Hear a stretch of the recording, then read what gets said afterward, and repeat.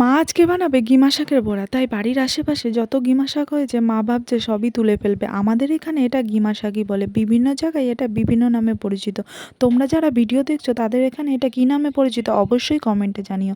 মাম্মামও শাক তুলে এনে মাকে দিয়ে যাচ্ছে। এরপর মা বেসনে দিয়ে দিল একটু সামান্য পরিমাণ চালের গুঁড়ো, সামান্য না অনেকটাই দিয়েছে। তারপর একটু লবণ আর একটু হলুদ, আর তারপর একটু আদা বাটা দিয়ে জল দিয়ে ভালো করে মেখে ওটাতে গিমা শাকটাকে দিয়ে ভালো করে ফাটিয়ে নিয়ে বানাবে বড়া।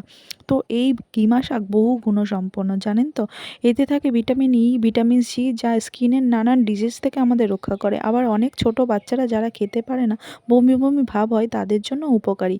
তো মায়ের বড়া ভাজা হয়ে গেছে, দেখো কত সুন্দর মুচমুচে হয়েছে। আর এটা খাওয়ার পর আমার মাম্মাম কী বলছে সেটাই শুধু শুনে নাও। বলছে নাকি খুব ভালো হয়েছে, ওর নাকি খুব ভালো লেগেছে। তো আজকের ভিডিও এতটাই, দেখা হচ্ছে পরের ভিডিও।